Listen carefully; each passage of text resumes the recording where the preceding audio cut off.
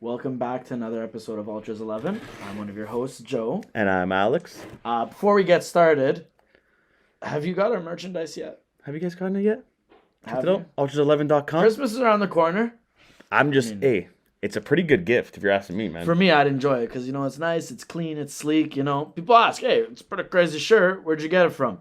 I don't know. Ultras 11. I just got you that black one. What did you think when you opened it up? Wait, I got it. No, the green one I got Oh, you. yeah. The green, yeah. sorry, Yeah, the black one you got. The green one I got you. I was very confused. I'm like, wait, what? I like the green one I got you. I'm like, but it's hey, actually cute. It's kind of green sexy. brings on my eyes. Just saying, guys. Check it out.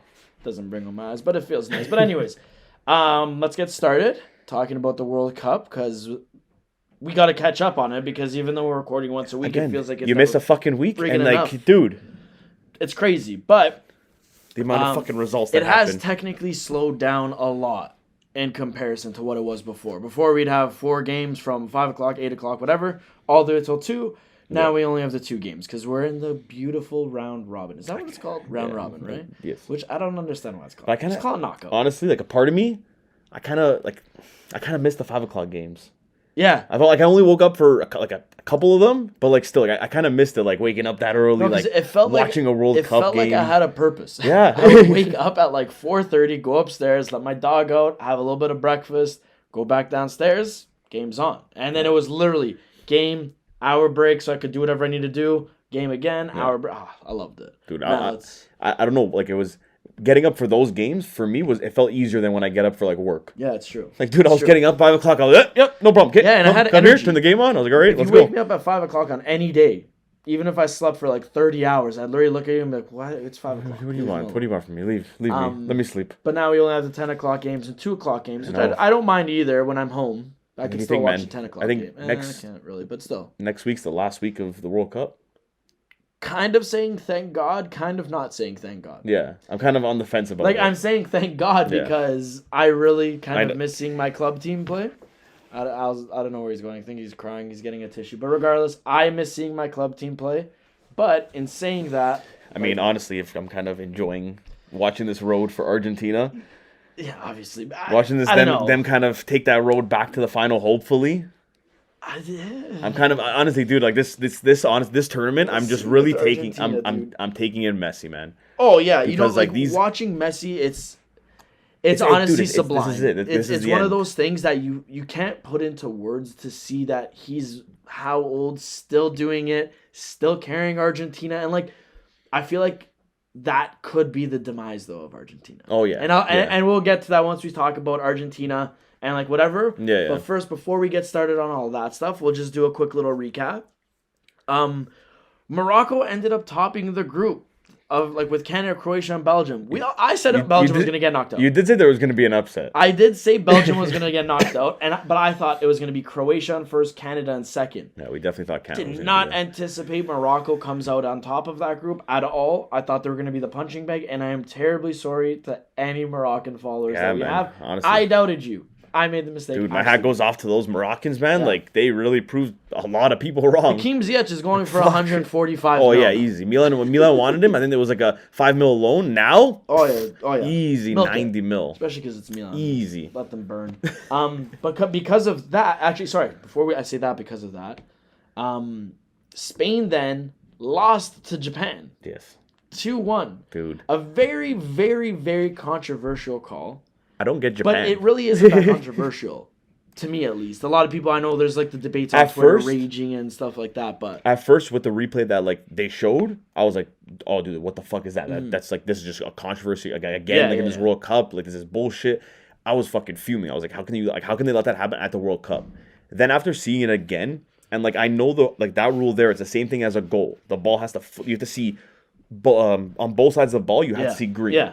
Yeah. And on the replay, again, from the one angle, it looks like you see it's fully out, but then from that top view, because the ball is round, it has that overhang. So wherever the ball is actually placed, obviously it's not going to be where the overhang is. It's still you're gonna have that, and that ball was still in. It's crazy because a lot of people will turn around and say, okay, but the base of the ball was out, so that should mean the ball is fully out. Yeah. Now, to a certain extent, I would 100% agree with that. Wait, that doesn't make any sense what I just said. But okay, to a certain extent, I would agree with that statement. Because like it does make sense to me that the base of the ball was out of bounds. Yeah. Clearly. But in saying all of that, it's not like football where that this tiniest piece of the ball cross that line briefly or whatever. No, like it makes more sense that the full ball needs to go across the line, and the ball did it clearly. And this is why angles matter. And how many cameras do they have inside that stadium? The whole thing for like that rule, like that out rule or the goal rule, it's all from that above head camera. So from that view, you have to see the ball green on both sides of the ball, and you didn't see it on that. Like I get with the ball, it was fully out, but like I do agree with the rule. Like at the end of the day, at least they're doing what they should be doing and following the same how it always is. Yeah. If it's green on both, it's a goal or it's out. Besides like that whole thing, I honestly, my hat has to go off to Japan. Oh man, these guys came out, beat Germany when they weren't supposed to beat Germany. Then they lost to Costa Rica. And you were like, oh yeah, and you were like, this is normal. Germany's just shit. They took advantage. Or it was a bad one of those like one-off games like Saudi Arabia with Argentina, like one of those one-offs. You just did your thing. See you later. But then they go out, fight till the end, and literally by a hair. Yeah. Like knock out Germany and Costa Rica with that win. Yep. Like that's crazy. That group and push Spain to second. Yeah, exactly. Like that group was very entertaining. With that Japan, like going, I'll be the first to say, like I was like, they beat Germany. Who cares? I didn't think Germany was gonna be a threat going into this thing just because like how their last two tournaments went. I thought they would be somewhat decent. I thought they would make it out of their group. Joel, that's my thing. We agreed on this last time. Germany relies on that main striker, number 9 up top. And they didn't have that. Well, besides that too, it's just like one of those things that nothing is clicking for them. You know, like Muller, who makes such a habit of being that perfect second striker, was a ghost. Yeah, because you know what I mean. Like he's not that guy that you can rely on. He's the guy you can rely on will rely on Muller to assist him and find him that space. A lot of the players in general with Germany, they just kind of didn't play to the level that everyone kind of expected. You know, like Gnabry, everyone thought, oh, don't worry about not having a striker. You have Gnabry. This guy scores 7 goals a game for Bayern Munich, no problem. So coming in, seeing him, then he can't even like do it. Yeah, Sane, great player, can't do anything. But Sane was like coming off the bench. Yeah, I'm not gonna fully blame Kimmich. Sane. I mean, I don't really want to get into it. I Kimmich, think he's overrated. But I'm so disappointed in myself that I compared him to Philipp Lahm. Yeah, I know. You're just stupid for that. When he first burst on the scene, and your early I was so convinced. You know, disciplined player, plays right back, then moved to defensive mid because of how intelligent he was. I thought this guy's literally Philipp Lahm reincarnated. That's fucking amazing. No, Kimmich sucks. You just thought that because he was German and he's like that blonde. Yeah, he had the perfect makings to be Philipp Lahm, but he's a bum. And he's nowhere Lahm, near I'm Philipp sorry, Lahm. You're a god. Kimmich sucks. Kimmich doesn't have half the talent Lahm ever did. They can't even eat at the same table, Joe. Like, Kimmich for me is he's a great player, but I just think he's like. I'd honestly drop him down to just like a good player. Yeah. I don't even. Yeah, you said it best. He's overrated. People overrate him. Even Goretzka, people rate him because he did that physical transformation of becoming a unit. And they won Champions League and like that whole thing. Like he played amazing that like the in that Champions League, and then you saw like those pictures of him coming out. Yeah. Everyone's like, oh my god, Goretzka, he's the best in the world. And no, you're just ripped. What has he done? People go to the gym. He's a very, very like average player for the most time. Like obviously those games where I'm like, holy shit. He's well rounded, but it's nothing. He looks special. great, but yeah, like I don't know. Still. Germany's very meh for me. But regardless of that, Spain ended up coming in second. Japan came in first, which then brought the next round of fixtures into like the knockout round, whatever.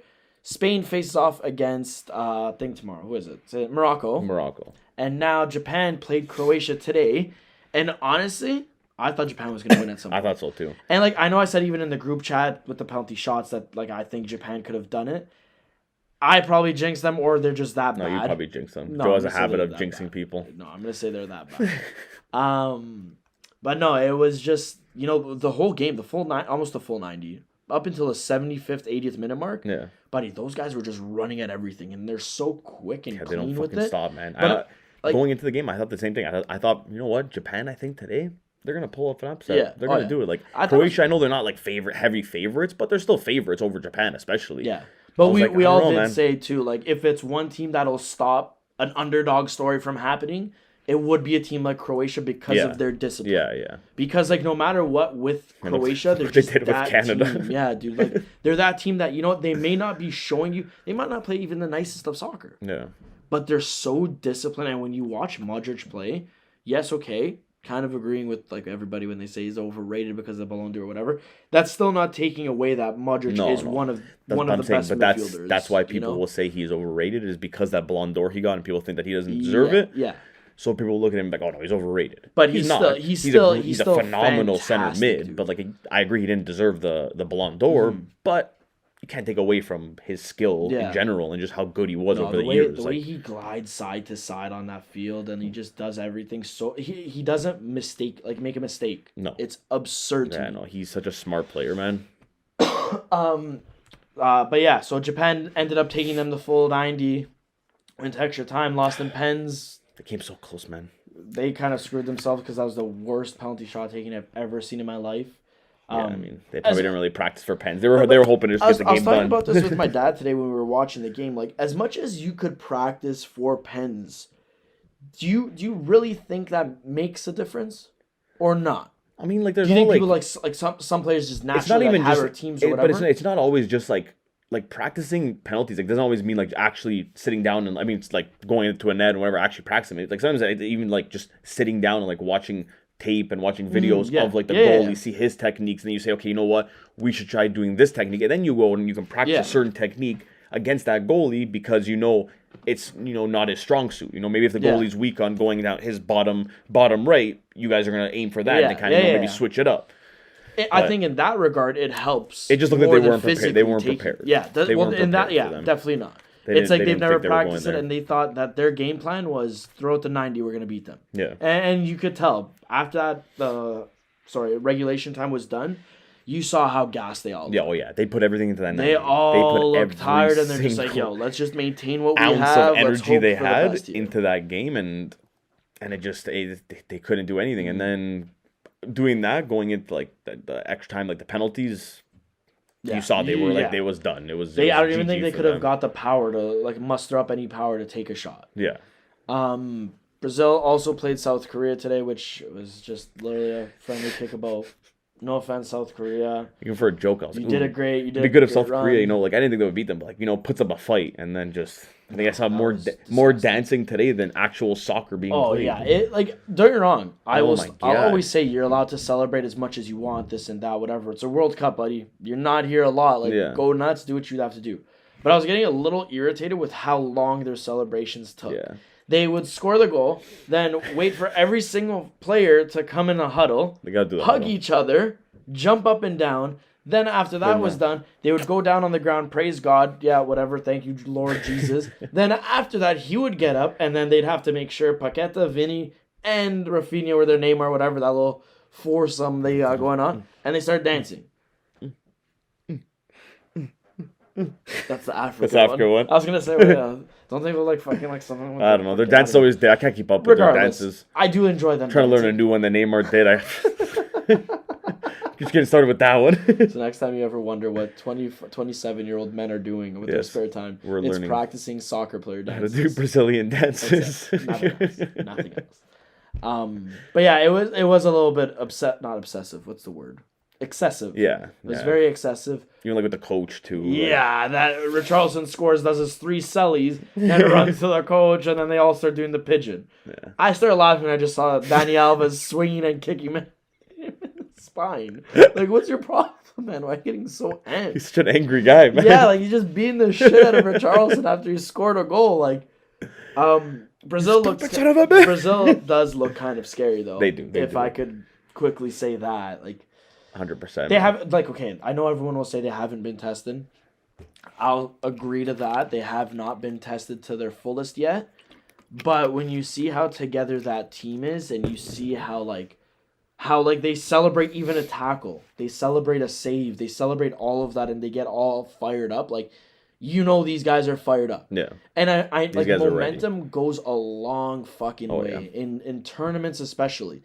If you have that cohesion and then you have that energy level in the locker room, and then you start bringing, and you're winning, whatever, that momentum is huge. Yeah. You could take on almost anyone. I think. You saw that difference for me. Like I saw that, especially with Argentina, from before. Like before they won the last Copa America from this summer. Yeah.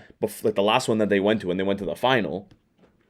After that time there, you saw this Argentina team completely change, and I feel like it happened once like that DePaul and Messi connection happened, that he just became his bodyguard and was like, wherever you go, I go. I love him. Like, dude, ever since like that there, man, like the team changed. Like you saw, dude, they went on that 35 game run. Yeah. Couldn't beat Italy. But always relating it back to Italy. We're not in this World Cup. Joe, we gotta celebrate the little victories, man. We can't be in the World Cup. We'll be in the next one, man. Who cares? Hopefully. I hope. 48 teams, we better be in it. If we're not in it, honestly, I'm throwing it. I'm not getting my Italian passport. I'm done. But going back to what I was saying, like with Argentina, you saw that difference come, and you saw a different team. They went to the Copa America again, and Messi finally did what he couldn't do for the last fucking 20 years. Yeah. Like, now he finally accomplished that. So, and you saw that difference. Now with this Brazil team, like, for me personally, like, I'm seeing that same thing. Yeah. Like this team, like especially like they seem like dude, they would go to war for each one of each other. Oh yeah, and that's the crazy part. And like, dude, when you have that on a team, man, just that alone can go like it can bring you right to the finals. Like And then once you get there, anything can happen. Once you're in that final 90, it's true. It's anybody's. For me, like if it gets to that, hopefully, I mean it should. The biggest matchup in this World Cup is going to be when Argentina meet Brazil. That game, the semifinal right there, if that ends up happening, as long as they win, scary thing. Yeah, like that's a very scary thing. Because as long as they, dude, like that's gonna be a fucking game and a half. Oh yeah.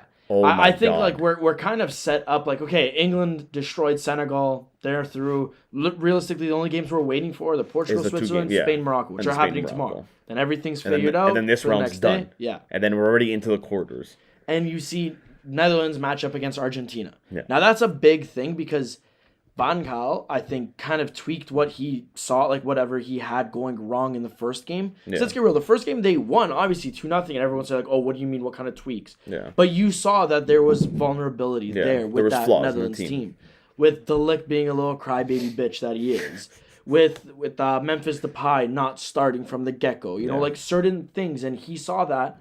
And he's adjusted, and now you've seen Netherlands like genuinely come out, and they're looking a lot better. They've changed. You've seen like throughout the games that have already been played, like you've seen them kind of adjusting, and I feel like now they're finally where they want to be as a team, and like how like their style is gonna go like now for the rest of the tournament, however long it is. And I even that matchup is like right there, like that's gonna be a fucking massive game. Yeah. For as much people will still favor Argentina.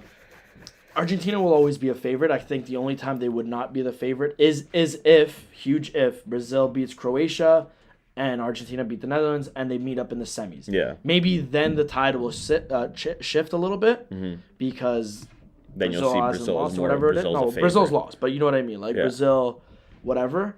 The only thing I will say, and this is an emerging theme actually, with a lot of these players, like, okay, I'm going to throw Italy under the bus here. Immobile. Great club player. Fraud. Guy scores 47,000 goals in a season. But he's a fraud. But he's a ghost for Italy. Now you look at Argentina's team throughout the history. Yeah. Their biggest flaw was you have Messi, yes. Fantastic world beater, God amongst men. But you know he needs someone there. Yeah. And they had Higuain, went missing in the World Cup, but he was a clinical scorer for a club. Fuck. Agüero, same thing. All these guys, same thing. Now it's Lautaro Martinez. Yeah. And they thought, okay, maybe the tide shifted because the first game he got his goal. No. But where is he now? Dude, that last game. Ass. I don't know how that, like, oh my God. Ass. Yeah, how's he a soccer player? Even when you look at England, England comes up against France in their quarterfinal game. And the one thing I'm thinking right now is there's no way England even competes with France without Harry Kane firing on all angles. Yeah. Where has he gone this World Cup? You know, he's one of their top players. And he's not there. And he's not playing like that top player. And I think that could be the demise for Argentina against Netherlands. Yeah. And it is a huge test because that's a good defense. That's a solid, well-rounded defense. It is. Like, but that's just, dude, that's just like, that's a Monday afternoon for Messi. Yeah, okay, but Messi can't do it himself. I know, That's what I I'm get trying that, to I say. get that. But I don't think And I that problem's want gonna. that I don't think to that problem's gonna come into effect until Brazil. I think Messi. If the team can't get anything, I think Messi will still be able to like save the. Dude, Van Dijk, are you kidding me? He'll fucking expose the shit out of him. Yeah, okay. I get that. He's gonna go. And He's gonna be playing in I don't disagree. the English second league next year. I don't disagree because I think Van Dijk's a bum. I know. I get what you're saying. They can't. They can't rely on Messi. The guys aren't think. First of all, I think like Lautaro, this game here especially, this is where he either has to turn it around or just don't play me again this tournament because I can't do it. Put in La Jolla. I want to see Roma's him, but, like, pride. I'm so scared if I see him. Like I don't want him to get. He's gonna come on and he's gonna score. Hey, listen. If he scored a game-winning goal for Argentina, and then he got hurt again, I'd be pissed, but I'd be happy to see that because but it's pointless because then it's what's just pointless about it? You won a game for your team. I know, but then you can't use him again. Like you see what the threat he is, but you can't use that again because he got hurt. Tell him to stop taking model pictures with his fucking girlfriend. You have to tell him that he's with your team. No. Yeah, you guys control that shit. Mourinho calls him every single day. Talks to him a little bit. How's it going? How's it going over there? Everything good? Yeah, just hold on. This is long distance, so how many more games? 3. Okay. Please, just make sure you don't go in, please. Yeah, just tell me you have some. Mourinho's probably called like Scaloni and said, "Hey, don't fucking play him because I need him." No, he called Dybala. Dybala, just tell me you don't want to. Just tell me you don't want to play. Tell me your leg is a little bit hurt. You know, you're not 100% yet. Just tell me you want to take it easy. I wouldn't put it past him. Whoa, dude, me and I are twins today. Holy Jinx, shit. you owe me a soda. I'm not giving you a friggin' soda. England meets up with France. I don't know why I said it like that, like very robotic. England does look good though. I know I like just bashed Kane, but I will say England's but see that's the thing. Kane's right now he's stepping like he's not there and he's kind of stepping back. Maybe not on purpose, but the other guys are stepping up for him. Well, that's the $1 million thing. That's the great part about like England right now. You have Saka who's doing very well. Rashford who's been doing good. Coming off the bench even when he started like doing well. My hat will go off to one guy and one guy only. That's fucking Jude Bellingham. Yeah, he too. Holy fuck, dude. England's been a completely different team with him. I him chirp in that him. midfield. I chirp him because I don't like English players. No, man. Is it a racist thing? No, that guy's a generational talent. Yeah, I just hate the overhype. That's what it is. It's not that I'm racist or anything like that. Let's just clear the air there because I said I hate English players. But Jude Bellingham is genuinely one of those guys that's just like, he's the real deal, man. Yeah. The way he moves, how he's like proving himself to everybody, especially now at this World Cup that like now everybody, because obviously like a lot of people I don't think know who he is yet because he's in the Bundesliga. Yeah. Like, he's still young. Like they don't not a lot of people watch that league too. Like it's not all around the world. But like now, like with this World Cup, like people definitely I wouldn't know be who surprised Bellingham if is. you see Real Madrid throw 120 mil at him come January or something like that. No, but I seen a picture of him and Trent. They were like around like the city. And it was like Agent Trent at work. I see that too, and I'm just like, I really hope he doesn't go to Liverpool because then I'm gonna have to hate him. I'm gonna have to hate him. It's kind of I think it's inevitable. No, if he goes to Chelsea, going to the Prem is fine. I'm saying if he goes to Liverpool, yeah, I know, but then it's who's he gonna go to in the Prem? I don't think Chelsea goes to City. If he's a good guy, he would go to like fucking Leeds. Why the fuck would he go to Leeds, man? He's not the type of guy. If he's a bad guy, he's gonna go to Man U. Crazy? He goes to Wrexham. Brings Wrexham to glory for the pride of Wales, brother.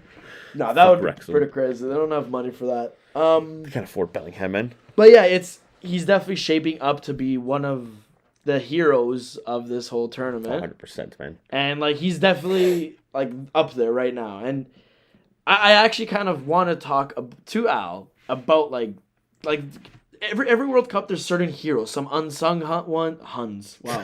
some hung heroes. Some unsung ones, stuff like that. Like I know I can't even speak right now. Like in 2002. Technically, okay, everyone knows this name, but he was supposed to be Finnish. He wasn't even supposed to be a good player anymore, like R9. Yeah. Ronaldo. He's a hero.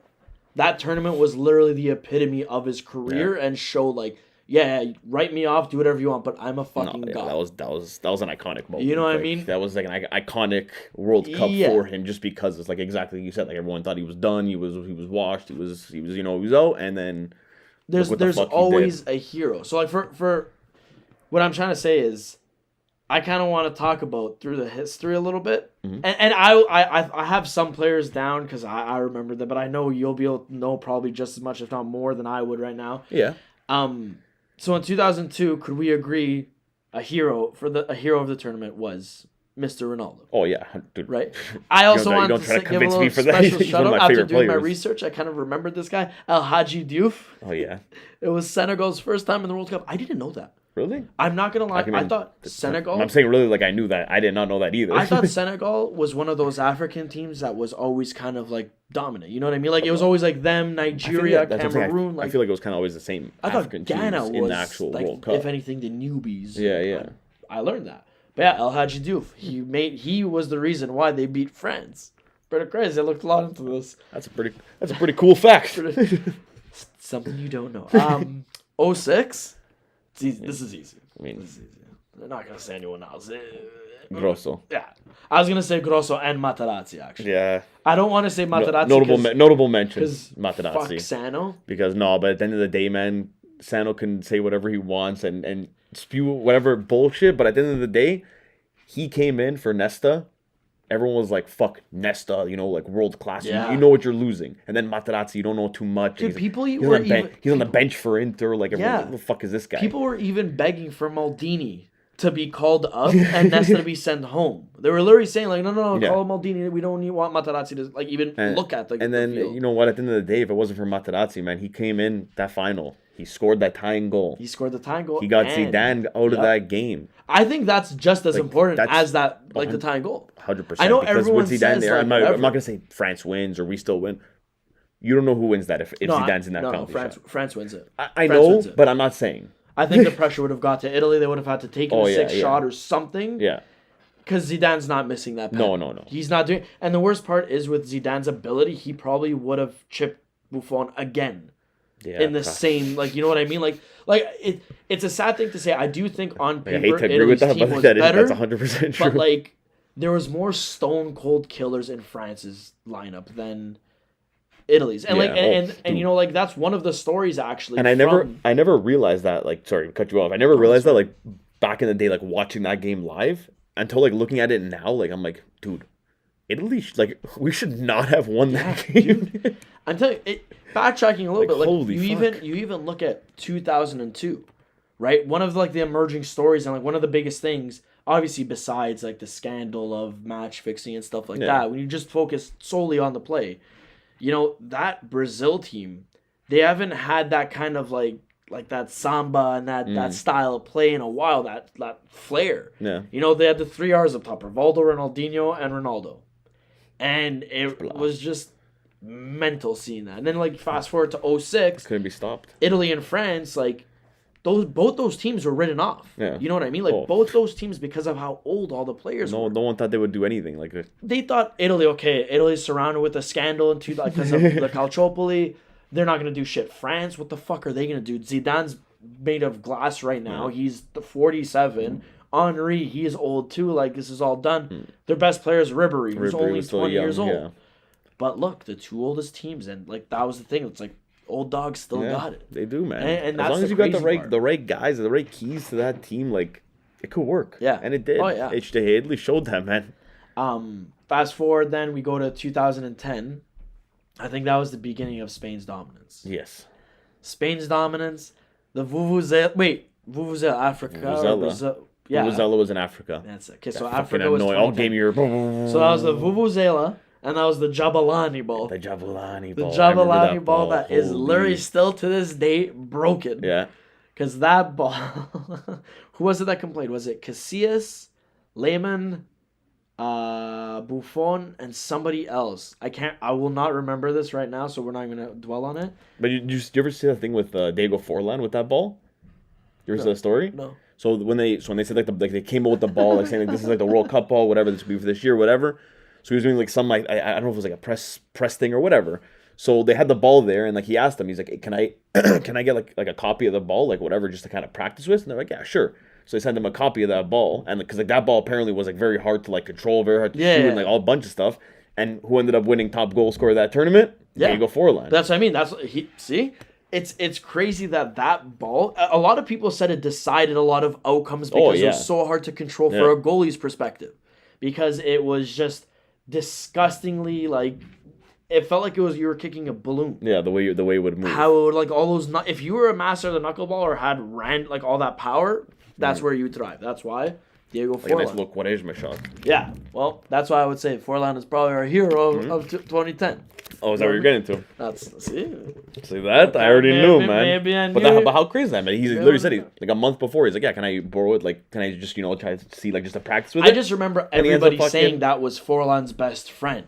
I didn't know that there was actually like I saw it like not too long ago, but yeah, he asked them to take it home, like they gave it to him, and he was practicing with it before, and like that's why like he ended up winning top goal scorer. Like, the guy was probably he probably knew exactly how to hit it like properly, so it would go like take a certain dip, and like the guy mastered that fucking ball. Yeah, oh yeah. But 2010 was a good year for like just the overall quality of soccer besides Italy's team, because we suck. Yeah, but 2010 was such a good 2010 was, as much as that was one of those tournaments that was surrounded by controversy too, because why are you hosting it in South Africa? Blah blah blah. Who cares? It wasn't bribed. It wasn't fixed. Yeah. You know, we don't get we don't get to fix tournaments till 2018. Until a little bit later. 2018, then this one. Yeah. Frauds. In 2014, we saw the rise and fall of Spain. Well, yeah, okay, Spain fell, but I was going to say the rise and fall of Mario Gotze. Oh. I was going to make it even easier. Oh. 2014, Spain got knocked out in the group stage, sorry, guys, because they were just stagnant with their tactics. I mean, sure, they won 2 Euro Cups and a World Cup. Yeah. And then they just won the Euro going into that one there. Del Bosque also stepped down as their coach, so they didn't really have a clear image of like where the team was going. So they just won the Euro, they're going into this World Cup here. I mean, I saw it coming because, again, like, they looked stagnant. They were playing the exact same way, exact same players, and, like, it was just, okay, guys, like, you got to change something up here. It's not going to work. People are going to figure it out. Like, but I guess they didn't want to, take any of that advice and just thought it would work. Spain, they went through that dark age. I'd honestly say from that point, from 2014 till probably recently, a couple years honestly, ago, like 2020, 2021, like, something like that. Kind of started saying, okay, you know what? That's when you start seeing Spain's an image again. Team. You know what I mean? Yeah, and that's when Spain's played their best football or soccer. Sorry, is when they had their image and they had players that match that whole tiki taka type of image. Congratulations to Luis Enrique for bringing it back too. I mean, that's a fantastic thing there. Yeah, and it's, I mean, it is looking fucking pretty fluent. I think they'll make it pretty far still. I'll keep saying that. Regardless though, rise and fall of Gotze. You saw him touted as the next best youngster. He was already doing good, just got his move to Bayern Munich. No, wait. Or did he move to Bayern Munich after the World Cup? He moved to Bayern Munich. Okay, so see? Risen, this guy. He was supposed to be a god, and he was fucking fantastic. Mm-hmm. There's no sorry. He was already on Bayern Munich at that point. Yeah, right? He just signed. He was already on. Yeah, he was already on there. Yeah. He was already on Bayern Munich. When he was at the tournament, he was already on Bayern. Yeah, but he... Because then I think a couple years after that, he left Bayern. Yeah. And that's when he just like died. Well, even after his first year on Bayern, I'm pretty sure. And that was the end of this World Cup. Like, that's when he got diagnosed with that thing. I don't know what it's called, but it has something to do with his metabolism. Yeah. I can't remember the exact name of it, but that's when he started suffering from that. And that's why you saw like those pictures of Gotze, like when he put on weight. He couldn't play, and fitness concerns and this and that and whatever. But that was literally like that year was the peak. His absolute peak comes on, scores that last second goal against Argentina, and it was a clean little finish too. That goal still haunts me, man. Nah, I mean, the only thing I hate is I was at fucking Kelsey's. I had my Argentina jersey on, my Argentina hat on. First off, I just want to call you out. Who the fuck goes to Kelsey's to watch a game? Dude, we know everywhere was packed that day. I remember a couple of the guys. We go to Kelsey's. It was literally just us there sitting at the bar watching the game. This is a World Cup final. Man. I know, dude. No one, but every other Jack's was packed. Every other place was fucking packed. I think I was at Cabana. Yeah, sure. I'm sick like that. No, you're not sick. Friggin' party hardy, you know what I mean?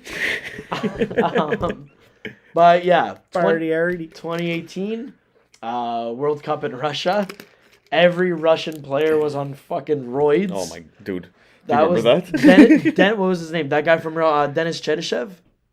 The guy that scored like 14 goals with No, there was even another guy, Golovin. Oh yeah, Alexander Golovin. Yeah. Oh my god, do you remember that tournament that guy had? Dude, those two guys came out of the woodwork. Animals. Holy fuck! Didn't they get tested for like roids or something? Fuck. Like that? After that, I think he went to Monaco after that. Yeah. Now Golovin's still there. And he's still there, but he's just like a cult hero. Of sorts. nowhere near the player he was that World Cup. I actually think might have retired because I'm pretty sure that was the World Cup that a couple Russian players got caught doing like performance enhancement drugs or something. Yeah. I could be wrong with my knowledge. I think he's still playing, if I'm not mistaken. Where? I don't know. I couldn't tell you where. Who cares? I couldn't tell you where. And that was also the birth of Mbappe. That was the first time you saw him. That's when France won the World Cup, and so crazy still to think just how young Mbappe was that World Cup. It's crazy because he realistically hasn't changed much, but yet he has changed so much when you see those pictures of him, and it's only been what, like 4 years. Yeah. Literally. Wait, well, it's been 4 years. He looks the exact same, but just literally like stupider. Like I don't know, like to say, like he looks like, but it's crazy. Maybe in that's 4 years, the guy went from looking like a 15-year-old to like now he looks like a 26-year-old, 27-year-old. Well, dude, the guy aged so much. He looks like he's grown so much. And now he's definitely the like focal point of this France team. 100%. Like even then, I would argue that like at that age that he was in the 2018 World Cup, he wasn't like he wasn't the focal point he is now. But you definitely saw him as a big contributing factor in that team. And that's crazy that at that age he was like doing stuff like that. That's what. Sorry, I thought his ceiling was fucking huge. Yeah. Now he can go fuck himself. Now he's a sellout bum that just wants to get paid by Nasser Al-Khelaifi, and he's a bum too. So, but him just like watching him like that speed that he has, it's fucked. Yeah, it doesn't make sense. How someone is that fast and how it's so controlled too. That's what amazes me when you're running at that level and you're that controlled about how you could cut in, stop on a dime, stuff like that. You know what I mean? Like to me, when you see these like absurdly fast players, a lot of the time you like Daniel James. Yeah. When you see him sprinting, that guy can't stop running. Then. Yeah. You know he's done. He's down for the count. See you later. Like he'll just keep fucking going. Yeah. You just keep running straight. Mbappe, like as he's running, you just run and then you just like stop on a dime and then cut, and you're like, dude, how? My knees hurt from watching that guy play. We have bad knees. We can't. I know, but dude, especially like 2018, like you saw that, you're like, okay, yeah, this guy's quick, whatever. But then like you still see him, like he still has that like burst. I mean, I know he's still young, but like. I thought like I don't know, man. I feel like I thought I would have like kind of lost a little bit of it, but and you could tell that's his like focal point. Like it pisses me off how good. Oh, then I would spear him. I'm not even kidding. I'd spear him. Like I want to punch him just because like how good he's been getting. But fuck, man. I mean, at the end of the day, you got to see how his career goes. Yeah. You know, like if he ends up kind of having that career path like a Messi or Ronaldo, like he just has like. I mean, dude, because he started off so young, he's gonna hit some of those numbers and records that they have by the time he's done. If he has the longevity. I found out like Neymar today, if he would have scored 2 goals, he would have tied Pele's record. Yeah, but go look at Pele's games played. Look at his games played. Neymar's played a lot of games for Brazil. Yeah, no. I know, but I'm just saying like that's pretty crazy to me that like. It's Pele, you know. It's been that long that I'm not somebody's discrediting touched it either. that Too, record. you also think look how many how long Neymar's been playing with Brazil, and like look how long Neymar's been the focal point of that team. Well, like they haven't had another guy to come in. Like now, okay, you're getting like Vinny, who's young, Rodrigo, who's young. Like you're getting these young guys. Okay, they're coming up. Like they can prove like they can carry some games, but they're not at that point yet. No. Neymar's always, as long as he's healthy and he's there, he's gonna be that focal point. He's gonna be the main guy. In the group, there's something about Neymar that when I see him play, dude, I know I might get attacked for saying something absurd like this or whatever, but Neymar gives me glances of like Ronaldinho. And when I say Ronaldinho, I don't mean like what I mean like you get the feeling that the guy could literally dance his way through every single player. And he just gets bored. You don't know what he's gonna do. And he just says, okay, you know what? I'll stop now. You could take the ball off me, or I'll make a mistake, or I'll just pass it off. You know what I mean? Like I genuinely feel like he could pick up the ball in his own half and just start dancing through everyone. And he's so just calm the way he plays. Like that penalty shot today, that was so fucking cold. Yeah. Oh my god! It was the slowest run up. It was the slowest shot. There was no power behind it. It was so perfect. And it was right beside the goalie. It's not even like it was placed nicely. No. He just froze the goalie that much. And I'm just there like, man, what's wrong with you? Why now? Like, instead of that being his reputation and everybody seeing what a good player he is, people just get reminded that he's a crybaby. Yeah. If there's a slight gust of wind, he's going to the ground and flopping, diving, rolling in 7 circles, injured, dead, apparently, whatever he is. He misses games just because he wants to and has this party animal lifestyle. First to his birthday every year, man. And that's what sucks because that's what people will remember him for and will shadow his career forever. That's what I kept saying. Neymar, like he won't get to like that. Neymar could easily get to like that status and that type of player of Messi or Ronaldo. But the problem with him is he doesn't care enough, first of all, and his priorities aren't there with soccer. Yeah, exactly. That's the thing. If he really wanted to, and obviously I know injuries and you can't like avoid injuries, but when you get taken out, like some of those things, like you see him, he's kind of falling, but you kind of catch your balance. No, he drops and holds his leg, holds his head, and you're like, dude, just fucking get up, man. Like you watch Messi. You're such a good player. Messi's getting Stop doing that. Tackled, and he's still just trucking through. And then when he actually does get tackled or hacked, whatever, then he's just laying there and he's just like, okay, whatever, and he gets up. Yeah, exactly. This guy starts crying, drops on the floor, and you don't know if it's serious or if it's not. You're like, hey, dude, shut up, get up. Like, so do you feel like there's gonna be any heroes coming from this tournament besides obviously like Messi if he wins the World Cup or Ronaldo or whatever, like, do you see any kind of like more low key guys being deemed unsung heroes? Honestly, like besides Ochoa, who is always a hero. It like again, depending how far these teams go, like I can see like a guy like Gakpo, who's looked really good for Netherlands, and like I know they haven't they have Memphis Depay, but like he's not really a guy that they can rely on every game and to be there and to score those goals. And Gakpo, like he's been picking up that slack in the first couple of games, especially. So I think like if Netherlands makes a push and let's say they beat Argentina and they go a little bit further in or go to the finals, like I think he can be a guy that's going to play a big part. Or honestly, with Brazil, I can see like Richarlison. Like he's already been doing good like this tournament, man. Like he's proving people like, and okay, the first goal from that first game, it was like, okay, yeah, hey, he scored whatever. Then that second goal, like you saw like he has that quality in him, man. Like you saw like he's not just like that striker like past him and all he can do is score. He can't do anything, like can't create anything. Like that fucking first touch and that like half bicycle kick thing, like that was fucking beautiful. And I feel like he's got a lot of that in. For me, I was gonna say I'd have to choose a guy like Richarlison because honestly, I'll be the first to look at you and say, what the fuck is he doing starting? Yeah. Honestly, I will not even shy away that I had that.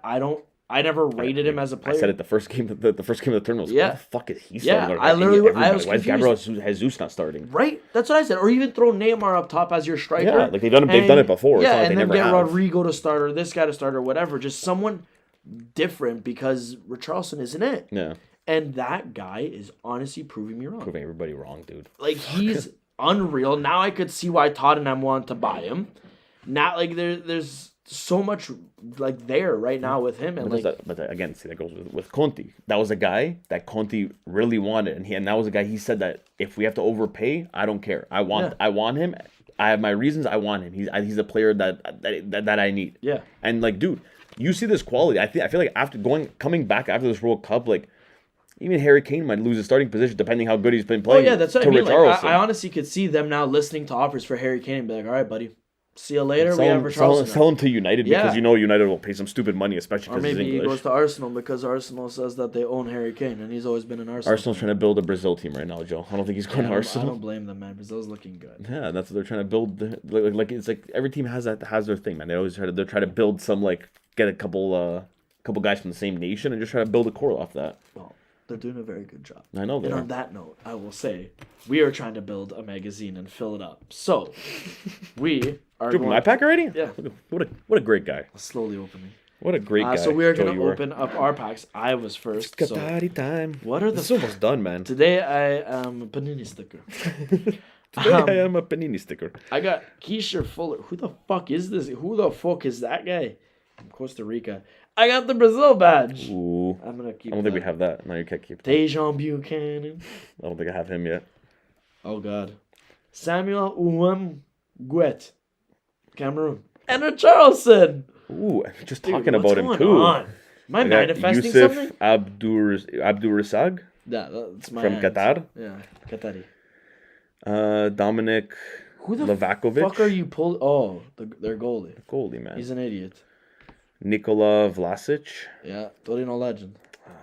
Spain legend Sergio Busquets. Busquets. The last remaining piece of the 2010s. For real. R.I.P. And the last god. Is that N'Golo? Oh, Choupo-Moting. That guy has to be investigated. Or his agent, because he has the greatest fucking agent that always finds the and best dude, now team to Bayern, play. Bayern apparently like really happy with him. They want to extend him. They want to like keep him. They have Sadio Mane, but they want to extend fucking Choupo-Moting. I feel like he got a contract from who's it from first Barca? He gets offers from literally all the time. No. Where was he playing before Bayern? It was Barca that took him. No. It was a random team. It was a random team before. Schalke. No, Joe. It was a big team. Okay, I'm pretty sure it was Barca, which is after. I think it was on Barca. Then he went to Bayern, and now this guy's getting out. He was on a top team. I just Barca. don't know who, because I remember looking at it. First, they signed him when they signed like Lord Braithwaite. Yeah, like I can't. It was around the same time. You might be right. I have to look into this, but I remember he was on a big team before. Dude, he was. Where was he playing before? how. Sunderland. No, Schalke. Was it Schalke? And then I think like Fulham or some shit. Yeah, like dude, there's these random teams. All of a sudden, Barcelona, and then Bayern Munich, and they're like, okay, hey, dude, he has a really good. You're gonna stay here now. This is why agents matter and why Mino Raiola is needed to come back. I mean, Joe, he's dead. That's the whole point. What do you see? See his Reincarnation. Cousin, see his cousin took over Benassier. Benassier was about to sign, and then now it's like, now, this is too little. Again? What? Sorry. Yeah, no, okay? Benassier. Sorry, my OCD. I thought you opened it already. Stop fucking opening up again. I thought you opened it already. I did, but it's closed now. Okay, Joe's having a little panic attack here. On that note, guys, I think we're gonna wrap things up here. If you haven't checked it out already, don't forget to check out our store at ultras11.com. If you haven't followed us on TikTok, Twitter, or Instagram already, that is at ultras11. And don't forget to check out our YouTube and leave a like and comment on our new video. And I think that's all we got for this week, Joe. Yeah. We'll send it off. Forza Spain. Forza Argentina. No, I'm saying for tomorrow. No. I don't know if I said that. Morocco. I go for Moroccan boys. No, I can't. I did Ziyech on FIFA, so I need to get that. I didn't do any of them, but I didn't think Casillas is the second best goal in the world. Fair. Buffon number 1. See you later.